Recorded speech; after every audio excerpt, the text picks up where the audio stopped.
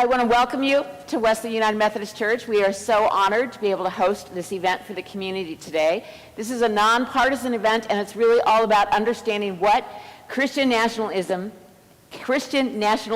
is and how we can resist. So we have an incredible speaker here today, and I am very honored to introduce, right here, Jerry Gale. Hi there.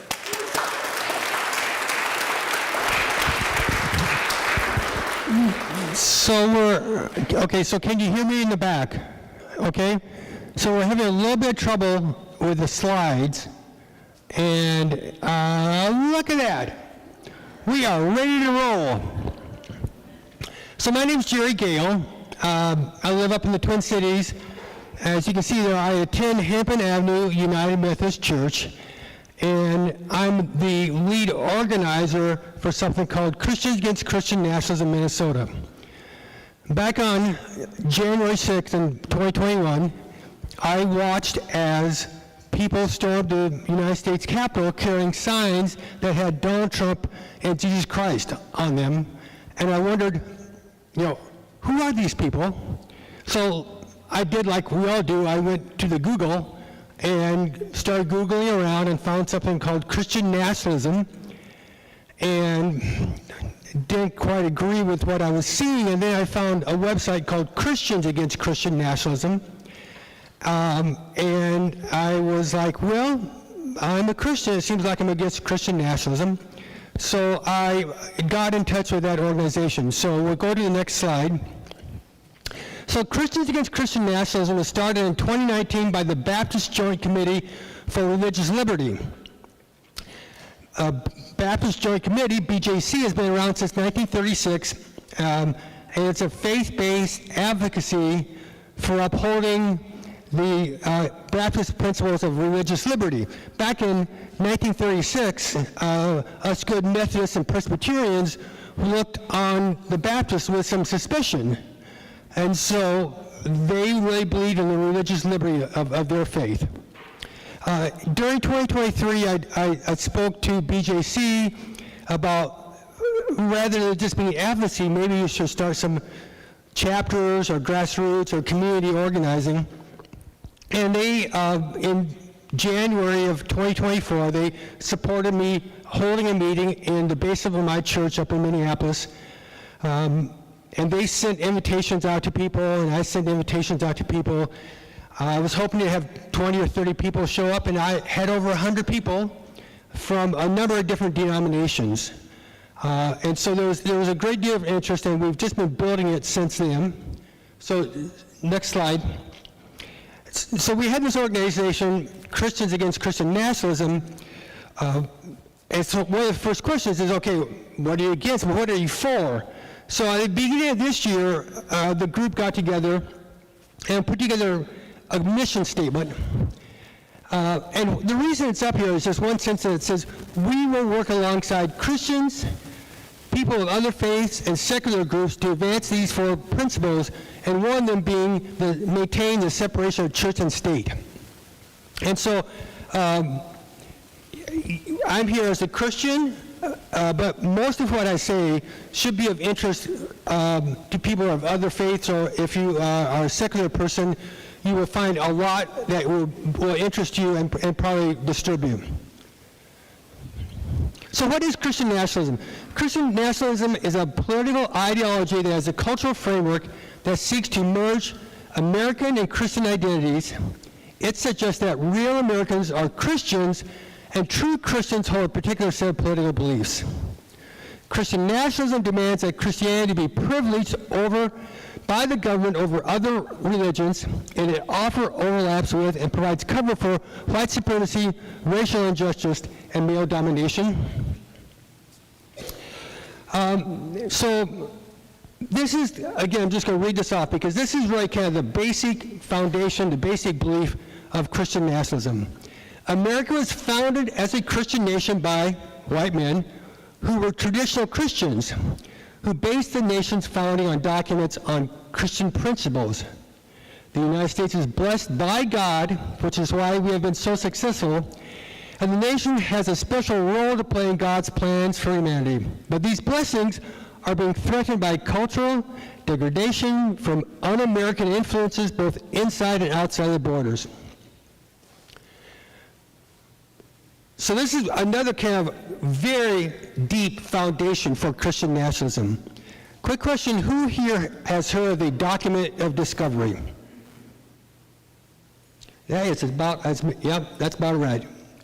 And this is really important because back in 1493, the Pope decreed that Europeans, Christian Catholic Europeans, could go into America or the New World or go into Africa and take over these people and convert them to Catholics. And if they didn't convert to Catholics, they could kill them or make them slaves. And this gave the justification for what happened as far as the Native Americans and taking the people out of Africa and making them slaves in America. And this papal bull was not repudiated until March of 2023. So what is the threat? I can sum it up real easy. Christian nationalism is a threat to democracy and to Christianity. It's a threat to democracy because it distorts America's promise of religious freedom for all, and it distorts Christianity by taking its central message, a gospel of loving your neighbor and service to the poor and the hungry, and turn it into a false idol of power and male domination. Now, one of the reasons this movement is so dangerous is because they are so well funded. There's been a number of books talk about the dark money that is funding Christian nationalism. And these are some of the organizations. We have millionaires and billionaires funding this activity so that when the Christian nationalists get over the government, they can reduce the regulation for the billionaires and cut taxes for the billionaires.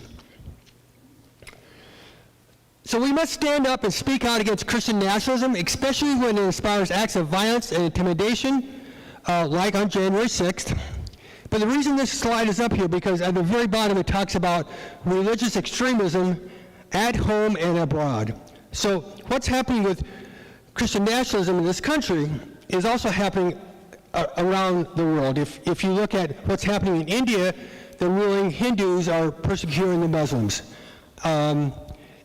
In a lot of that what happened in Gaza with Israel exerting their religion over that land. And this also is kind of happening in places like Brazil. So let's now learn a little bit more, some of the details about Christian nationalism. The next few slides come from a study that was done by the Public Religious Research Institute, the PRRI, back in 2023. They went out and surveyed America and asked some questions. They asked questions of do you believe in this statement? Now, if you start at the bottom, U.S. laws should be based on Christian values. 40% of Americans agree with that.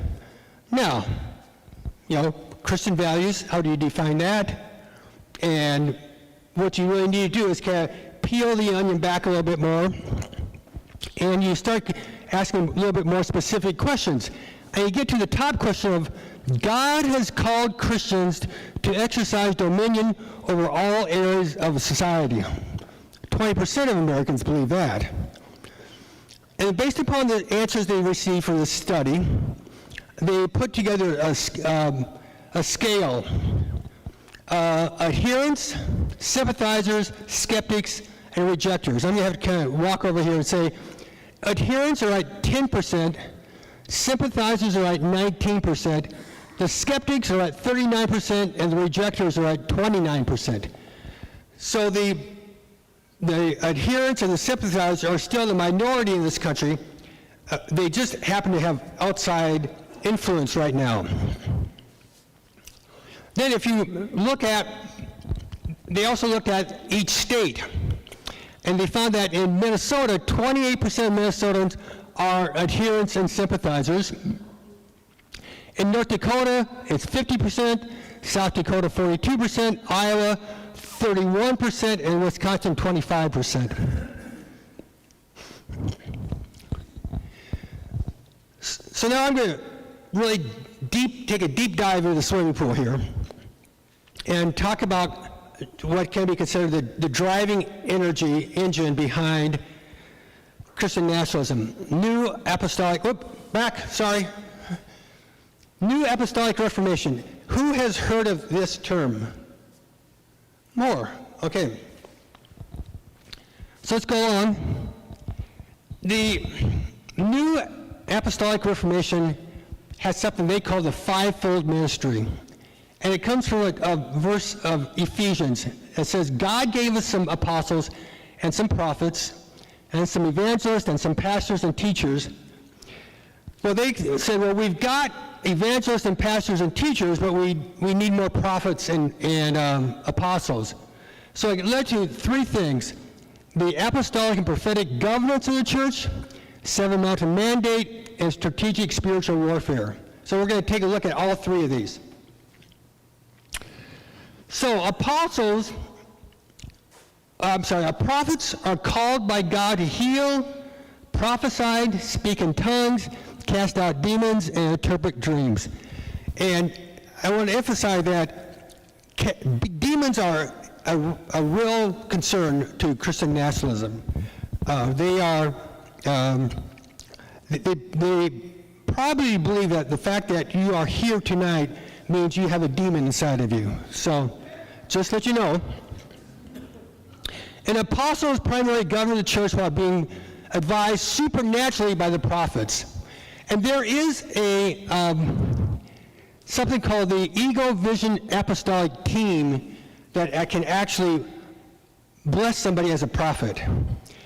But there's plenty of people standing up and saying, I'm a prophet, I have a prophecy to share with you, but that just grows it more. The real challenge right now is the fastest growing segment of Christianity is Christian nationalism. Seven Mountain Mandate is very important. Who's heard of the Seven Mountain Mandate? Oh, great. Lance Wallnau is a prophet, one of the leading prophets in this. Back in the 1990s, a gentleman, C. Peter Wagner, was kind of the driving force and worked with Lance Wallnau to put this belief together. And what it means is that in each country, there are 7 mountains: religion, family, education, media, government, business, and arts. And they believe that right now, a hierarchy of demons are at the top and control the mountains.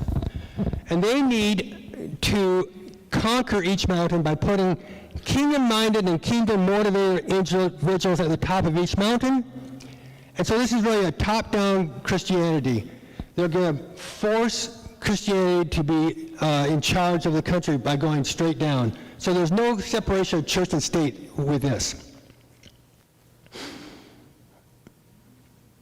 Now, is this a concern? And this is an agenda from the National Day of Prayer in 2024. And if you see the red circles, there's 7 circles up there, which is the 7 mountains. And so this service they had on the National Day of Prayer, the 7 mountain mandate was essentially integrated into this. And you don't see anybody up here talking about helping the poor or reaching out to love your neighbor. Finally, strategic spiritual warfare. Now, they're not hiding this. They're putting books out talking about this. And what this leads to is, go ahead. This is taken from Ephesians, and they have these 2 quotes that they talk about a lot. In Ephesians, it's the whole armor of God against spiritual wickedness in high places. You put on your shield of faith and your helmet of salvation and you're the sword of the Spirit. And then in Matthew this quote is, "Since the days of John the Baptist until now, the kingdom of heaven suffers violence, and the violent take it by force." So what this leads to is the prophets and apostles are the generals in the fight against demonic forces, and they have special authority to cast out and conquer demons. This led to, on January 6th, January 5th, there was all-day marching around the Capitol, and they were carrying the flag, the Appeal to Heaven flag, blowing shofars, praying and singing, and then the next day, they stormed the Capitol. Okay. Now, this is the most disturbing slide I'm going to show to you. This is most concerning to me. This was actually from a study that was done last year by PRI, and they went out and talked to Americans and surveyed them, and they asked them, do you believe these two statements? The first statement is, there is a storm coming soon that will sweep away the elites in power and restore the rightful leaders. 25% of Americans believe that. Second statement, because things have gone so far off the track, true American patriots may have to resort to violence in order to save the country. Again, very disturbing to me. Okay.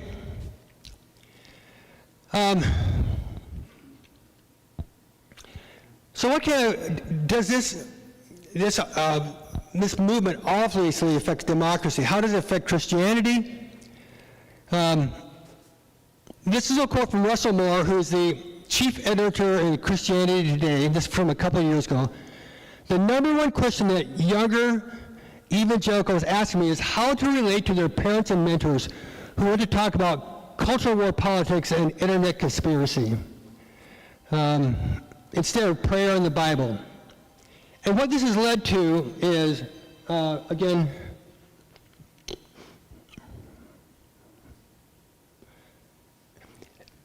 yeah, it's going to be hard to read this, but these are age groups, and the one on the left is the age group from 18 to 30, and 38% of that age group is religiously unaffiliated.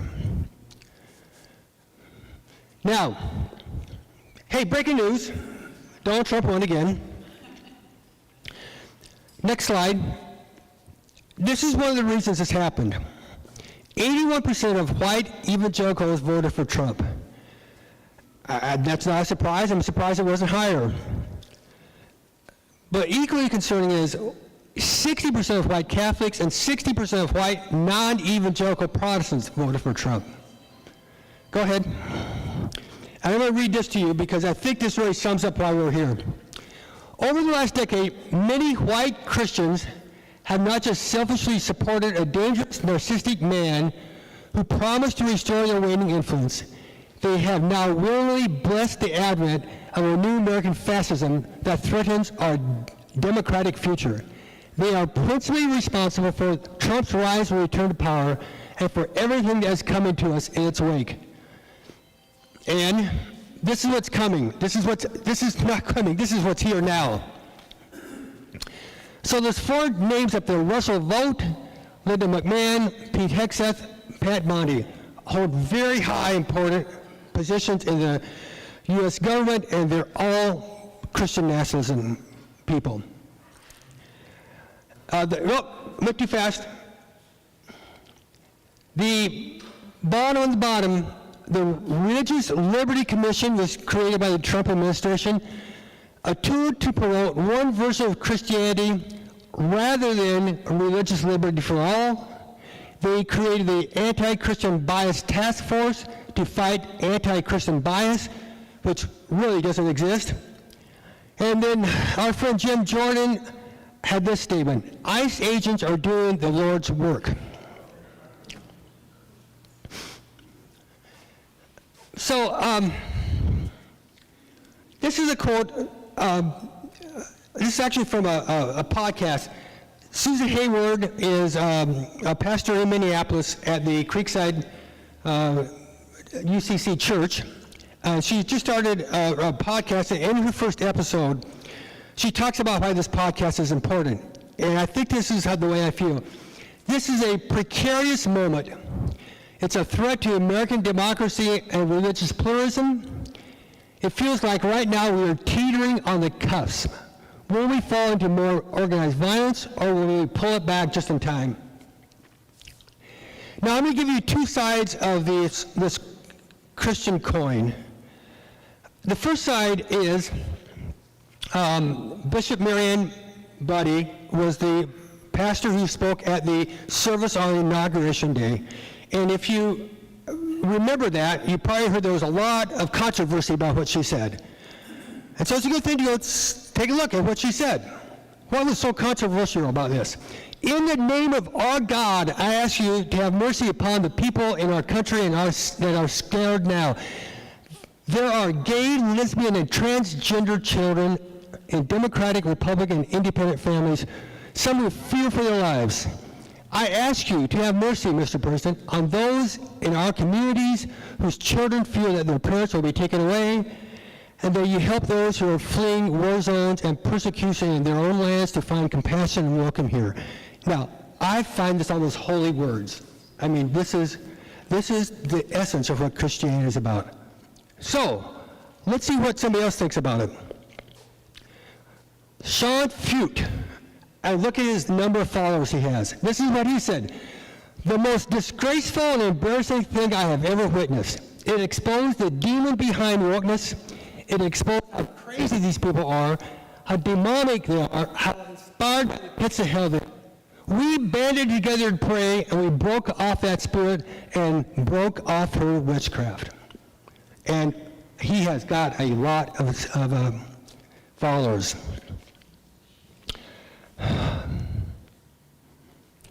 So, that's the first part of my presentation, which is kind of understanding Christianity and Christian nationalism. I'm going to talk more about how do we respond. And I'm going to tell you right away, the first part of this presentation is a lot better than the second part because it's a difficult thing to know what we should be doing. I'm going to give you some suggestions. Hopefully these will make you think about what you could be doing. So let's take a look. There's two foundations for responding and fighting back against Christian nationalism. First way is theological, based on Jesus' teachings in the gospel. What's important is there are a lot of organizations fighting this. And they include Baptist Joint Committee, Faithful America, Poor People's Campaign, Interfaith Alliance, PRRI I've talked about, and Isaiah here in Minnesota. If there is one thing I would ask you to do after this presentation is to go home, find the website Christians Against Christian Nationalism and look at the resources you'll find there, and then go to Faithful America and find the resources they have there. And that will give, of what you need to know about this, on a scale of 1 to 10, I'm about a 2, but by reading them you can learn more from, besides what I can tell you in an hour. So let's take a look. What did Jesus say in the Gospels? Love your neighbor as yourself. I consider myself to be a Matthew 25 Christian, and what Jesus said in Matthew 25 is, I was hungry, he gave me something to eat. I was thirsty, he gave me something to drink. I was a stranger, and you invited me, and you invited me in. I needed clothes, and you clothed me. And the Good Samaritan parable essentially is about two righteous people walking by an injured person. But the third person that came along was a Samaritan, which was an outcast, almost like an immigrant. And that was the person that helped the person that needed the help. And he was the good neighbor. So blessed, and the Beatitudes, blessed are the meek, for they will inherit the earth. Blessed are the peacemakers, for they will be called children of God. And sometimes it makes you wonder why people are not trying to put the Beatitudes into classrooms rather than 10 Commandments. But I think we can answer that. So, Christian nationalism quotes from the Bible. Christian nationalism uses Bible verses to discuss sin, Jesus' death, Armageddon, having a personal relationship with God. They essentially skip over what Jesus says in the Gospels. their emphasis is on, how do I get myself up to heaven so I can go take care of God and God can take care of me. So it's a horizontal Christianity. But Jesus spoke about loving your neighbor and helping the poor, which is spreading out a horizontal Christianity. But Jesus never said anything about gay people or abortion, and he never mentioned the United States of America, which is a better line when I can build up the slides. I saved that for the very end and expose it. So then the other way is secular, which is based upon the separation of church and state found in the Constitution. These are great organizations fighting this. The ACLU, Americans United for the Separation of Church and State, Freedom from Religion Foundation, American Humanists, and Indivisible is around the country now. So let's see what it says. The First Amendment. Congress shall make no law respecting an establishment of religion. And the First Amendment is based upon Thomas Jefferson's Virginia Statute for Religious Freedom, which was actually passed by the General Assembly before the Constitution was approved. Next. So let's take a look at what the Americans United for the Separation of Church and State said. The wall of separation between church and state is an American original. It's an American invention. We should be proud of that fact, and we should fight any disinformation that threatens this ideal. I've gone to the annual gathering for the Americans United for the Separation of Church and State, and it is a gathering of half people of faith and half secular people. And it's a great place to gather and talk to people, but we are working together against Christian nationalism at that gathering. Again, what's the foundation for the secular foundation? Our Constitution was the first not to mention a God or a deity. The Constitution in the Article 6, it states, no religious test shall ever be required as a qualification to any office or public trust. And if you think back to one of the first slides, I talked about the basic foundation of Christian nationalism is that it was Christian men that did this. Deism was a very real belief back then, and the basic was that there's a creator that started the world and he doesn't interfere now, and that was really the faith of Thomas Jefferson, Benjamin Franklin, and Thomas Paine. Okay? So now that we've got the secular approach and the faithful approach, I think this is really important, that Amanda Tyler is the executive director of the Baptist Joint Committee, and what she says, for the fight against Christian nationalism to be successful, it must be led by Christians so that it is not seen as anti-Christian. And I've talked to a number of politicians in the past year, and they agree with everything I've said up to this point. They are just very reluctant to come out and speak against it, because as soon as they say something, they're going to be accused of being anti-Christian, anti-religion. Now, the person who's doing a great job of this is James Tillerico down in Texas. Who's heard of James Tillerico here? Excellent. He's a person of faith, and he's running, he was a state representative in Texas. Right now, he's running to become a United States Senator. And he speaks very openly about his faith and about what Jesus says about how we should take care of our fellow citizens. So I would look at him. Now, there's a challenge that we have ahead in the coming year.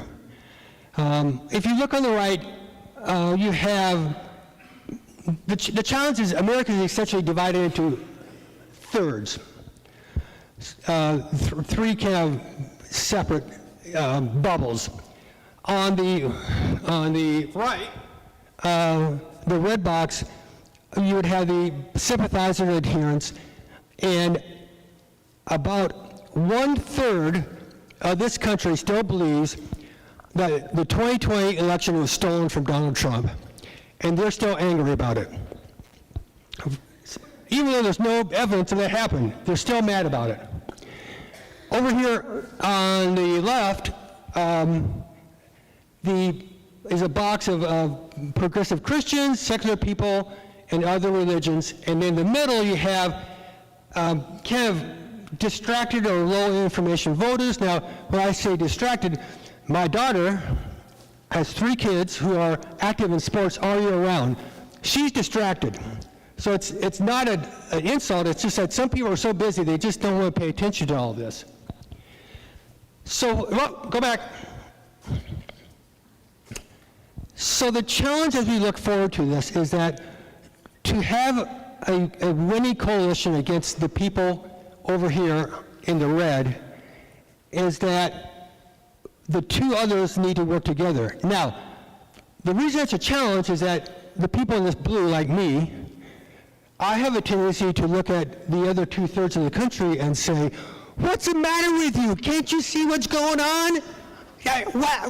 What's the matter with you? Which is not helpful. You know, that's not a good welcoming attitude. So over the next year, just think about reaching out to people and bringing them in. And essentially what we can argue about issues, but what we're really looking at now is saving the country and saving Christianity. We can argue about, you know, forwarding later. Okay. So, what are the actions you can take? First, recognize there's no short-term solutions. Christian nationalists have spent decades, if not centuries, building a movement. It will take years to respond. Follow the organizations I mentioned, talk to your pastor about it, and then Christian, secular, and interfaith communities need to become partners. And talk to your politicians, from your city council person to your school board member to Amy Klobuchar. And then enter into a dialogue. You know, look for sympathizers, not adherents. You know, start with something like, do you need to be a Christian to be a good American? Or tell me what you think about America being founded by Christians. There's a book called Psychology of Christian Nationalism, and it talks about when you're talking to somebody, kind of look for the green light so you can go a little bit deeper and gently and talk. But if you see a flashing red light, you know, don't waste your time. Just move on. Okay. Probably the strongest thing I could do is recommend a book study. I would recommend having a book study in your church, your house of worship, or a book study in your neighborhood. Or you can go to another church that you feel is leaning towards Christian nationalism, offer to do a book study with them. And these are 4 great books. Jim Wallace and Amanda Tyler's books each have 8 chapters, which I don't think is a coincidence. It could be because it's a great 4-week book study when you can do 2 chapters each week. Angela Denker is a Minneapolis Lutheran minister. She's very active in this nationwide. She has a great book about the radicalization of American boyhood, which is a real problem. And so all these books will be very good. Next. Now, if you have your neighborhood book group, then you could find one of these secular books.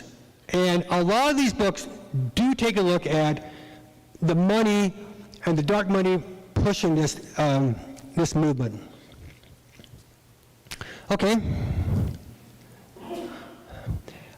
There's 2 very good videos out there. God and Country and Bad Faith. You can find these on, if you go to the internet or you go to YouTube, you can find these and you can share them. Again, you know, gather people together and show one of these videos. Okay.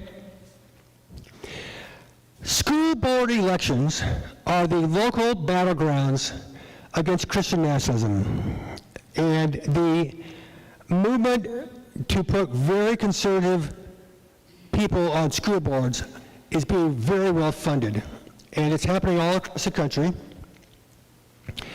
And Christian nationalism on a school board is a threat to students who are vulnerable. Christian nationalism want to use public money to teach their form of Christianity. And so when you take a look at a candidate, can vote for the people who are against banning books, for teaching history, and most importantly, believe in public education. A lot of these people that are running that are Christian nationalism homeschool their kids, have no connection to the public schools, and essentially want to get in to support vouchers. School board, what? Not quite yet. School board integrity project. Who's heard of the school board integrity project? Okay, 3 years ago, a woman up in Minneapolis, Kristen Schulte, looked at the school board elections that were happening around the state and saw that there were a lot of conservative candidates running that were getting funded, and she essentially got together and said, we have to start training school board candidates. If you're a school board candidate who hasn't run again, you probably haven't run for anything, and so there is some things you just have to know about: how to file, how to set up a finance, how to set up a website. So she's providing that training. That was 3 years ago. This year, in 2025, she is training candidates in 38 states. And what she is doing is greatly appreciated, greatly needed, and it's a huge success. This last election, they were actually supporting, I think, 14 candidates in the state of Minnesota, and 13 of them won. And the other thing that's just coming out now is the ACLU in Minnesota is starting something called the School Board Watch. They want to get volunteers to follow every school board district's meetings. And you don't have to be in person. You can do this. All these school board meetings are Zoomed or live streamed. But they want to have people monitoring them and seeing what's happening and reporting back. And that is just getting started. Okay. So here's another thing you could do: Christians Against Christian Nationalism, Winona. Just throwing it out, just in case. So when I got started in January 2024, I was like the second effort they did. Now they've got 19 groups around the nation. Most of the groups are community organizing, and as a statewide organizing, it's more difficult to kind of bring people together. But it's a good thing to build a community around this issue, to get to know people who support you. And one of the things that would be really helpful is to have a group of you who would understand who are the pastors in this town that support this, who are the pastors that lean the other way, who are the pastors who are really wrestling with the congregation about this issue. I'm sure there are congregations here in the town where the pastor has a hard time talking about the Beatitudes to his congregation. And I think that might be it. There's a lot of people here, but do you want to say anything about what just got done talking about? Would you like to talk about this first? Do you want to make any comments about what I just got done saying at all? Nice, put me on a spot. I should have said this before, sorry.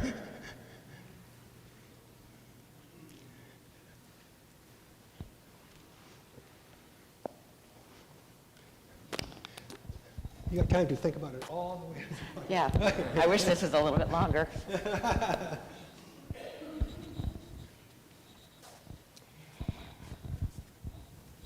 Robert and I, my husband and I, have often preached about Christian nationalism not being Christian at all.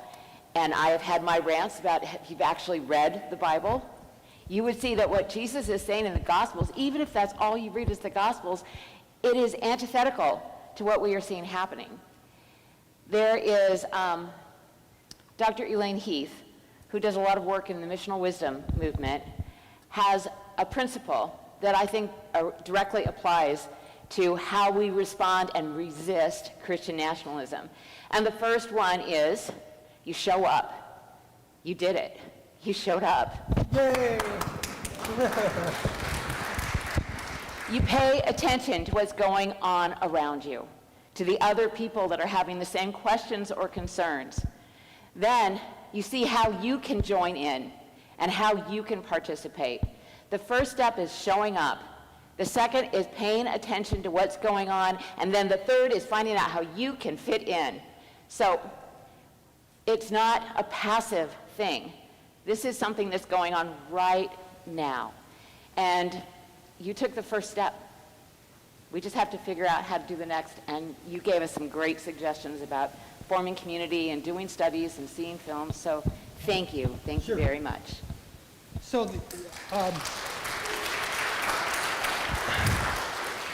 I've got questions, but I also say comments and suggestions. A lot of times, people just want to share some things about their thoughts on Christian nationalism. So, who has a question, comment, or suggestion?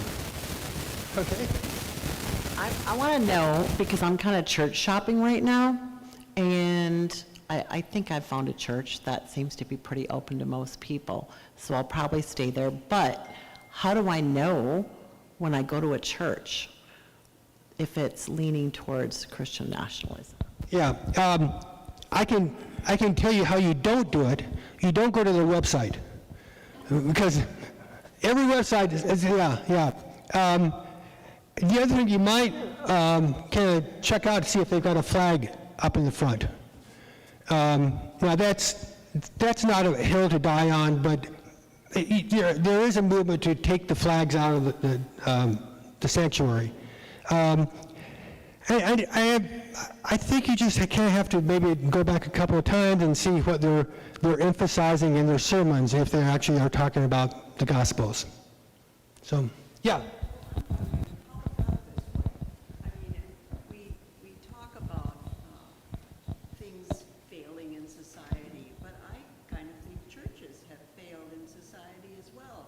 And how is it that ministers who have been trained and should understand the Bible are, And so I think there's kind of two ways to talk about that. One is there are ministers that actually God is leading in this direction, and they like having the celebration service with lots of music and lights, and makes it a really entertaining event, and that is attractive to a lot of people. There's also the ability to talk to a congregation about loving your neighbor and welcoming the immigrant is not good in some congregations. Churches, there are ministers being let go as they take that stance. So they like being a minister, and they're careful of what they say. So I think that's the best I can do on that. So.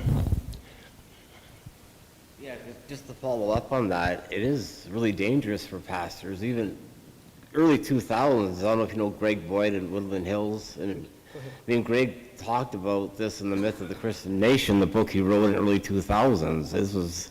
And he preached about it in Woodland Hills, and a third of the congregation left. Right. And it was on the front of the Wall Street Journal because they just didn't want to believe what he was saying way back then. Yeah, and I talked about in Christianity Today, the editor-in-chief had to leave there because he was taking too progressive a stance. Yeah. I think something that we've heard so many times in a lot of different denominations is, what would Jesus do? And the other thing is that if we sit and think about that and we don't get angry, one of the things that we need to do is actively listen, and we can't be afraid anymore. We've found out over the last few weeks the things that have happened nationally, there's power in the people. And if we are together, we need to ask people and listen. Why do you believe this way? Let's sit down and talk about the gospel. Where do you find that? And if they have to try to prove where they're at, sometimes they figure out they're not in the right place. but we can't be afraid to stand up for what we believe in. And I think too many times people avoid it because it's scary. So I guess that's the message I would take. The one thing I would say in response to that is sometimes when you're talking to people and you think, well, they're just misinformed, they're mistaken, and we can talk about it. But that person may look at you and say, you're evil. You had the demon inside of you. And it's hard to compromise when I think they're mistaken and they think I'm going to hell. And so there's people out there like that, and you really have to look for the people who are like leaning against one way or the other. Yes? You mentioned 2 organizations to look online. Yes. Yes. Faithful America.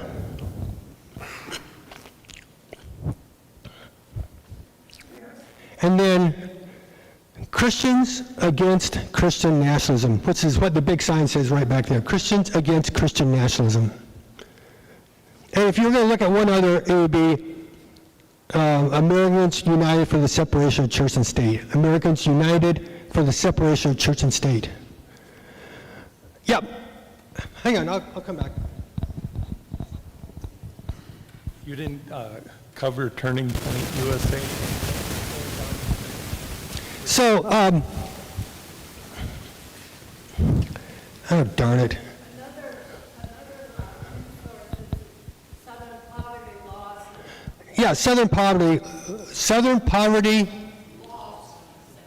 Law Center. So, Turning Point, Charlie Kirk, I have to be really careful about this, but I had a slide with some of his quotes. And I would just encourage you to go Google Charlie Kirk and his quotes and find out some of the things he says that are really disturbing. And the other thing that he created was something called the College Professors Watch.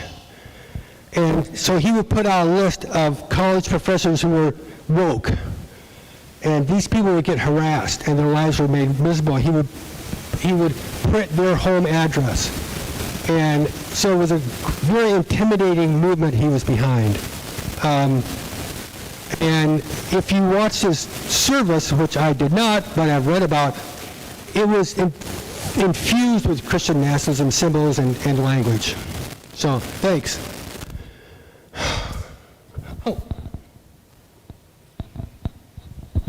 I don't know if people are aware, but Turning Point was at Winona State, and I'm curious to know if anyone attended that yesterday. Oh, they were here? Yes. Oh. Did anybody go to it yesterday? Okay. Well. Oh, I got some in the back.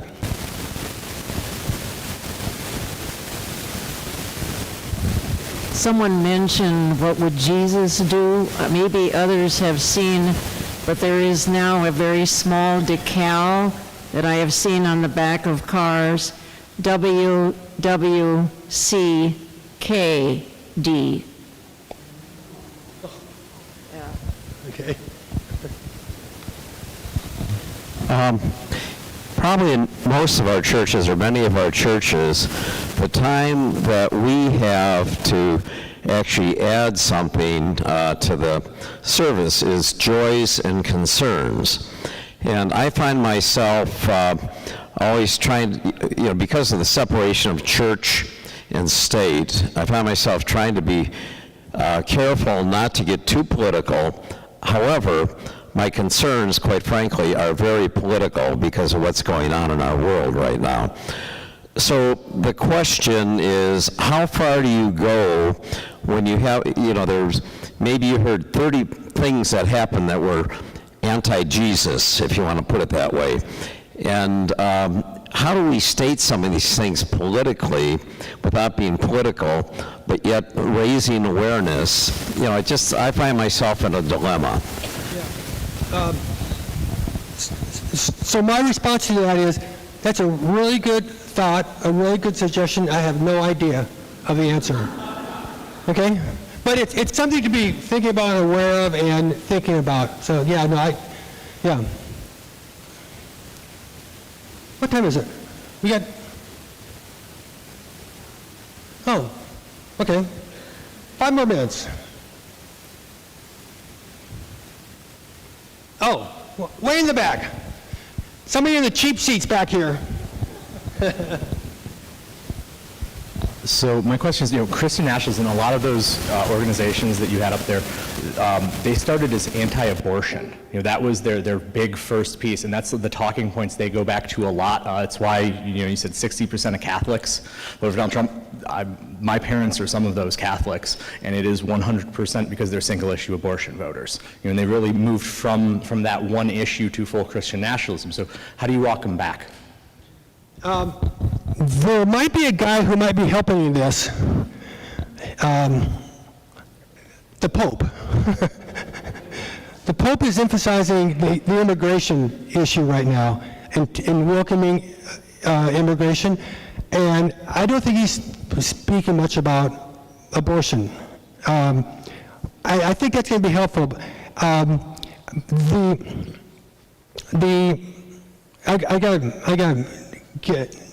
I gotta get this in my head.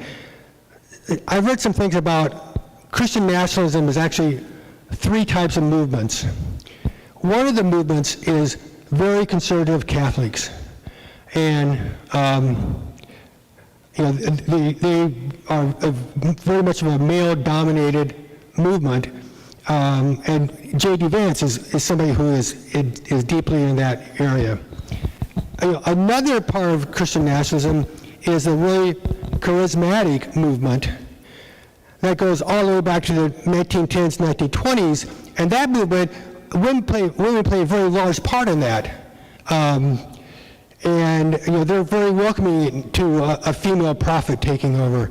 And then the third is more kind of just kind of run your male Christian nationalism. But it's good to know that there's kind of 3 strands in this Catholic area, and this charismatic movement, and then the remaining Christian nationalism. So, yeah.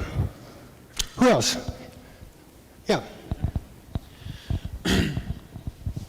So I just wanted to make a comment here, and this is mostly being informed by my experience growing up as a pastor's kid in a relatively extremely conservative church, in that the vibes I've always felt is that people are normal, like 90 to 95% of the time, but then they're just going to say something completely insane that just kind of grounds you and makes you go, wait, who am I talking to again?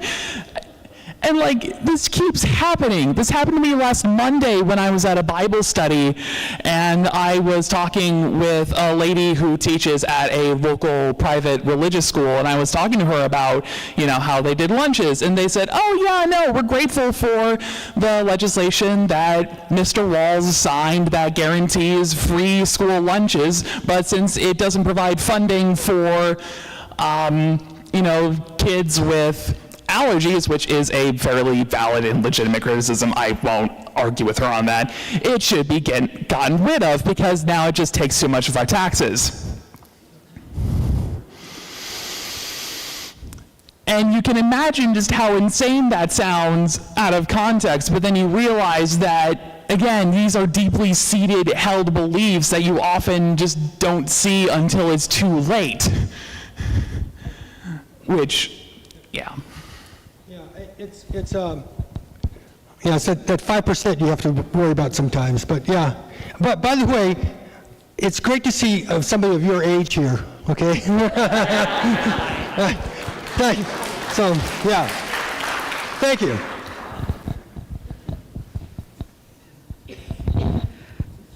Woke has never really been defined.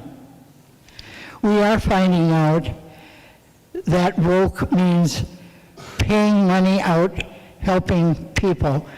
Our Constitution provides for the people, yet our government is beginning to make fun of and trying to display that woke is weak and it's everything that is nice to our people. How does Christian nationalism feel about that? We are beginning to feel that woke is being misrepresented, and that woke is really something that is good for the people. So Ken, my response is, the Christian nationalism are making empathy a bad thing. And I think that's kind of the same thing you're saying, that they're coming out and saying, we need more strong men, and we can't have these people who feel empathetic towards other people. And I think that's a concern. Nope. Hang on.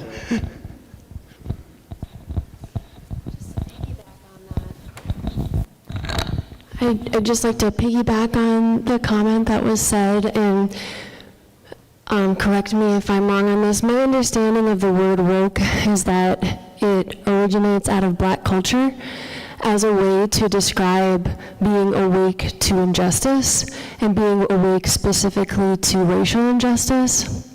And so it does not feel surprising that white folk have targeted that word specifically and ripped that out of Black culture as this, flashing point to the kind of a label to say this is what's wrong with, this is everything that's wrong with America, it's wokeness. And that's directly tied to white supremacy and racism, so.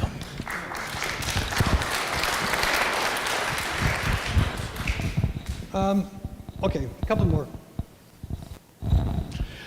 As it relates to the separation of church and state, it wasn't until the 1950s that the word God was interjected into the Pledge of Allegiance. Oh, and put it on the dollar bill. Oh, okay.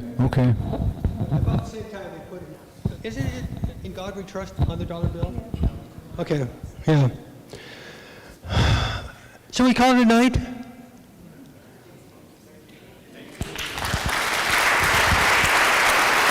Well, thank you.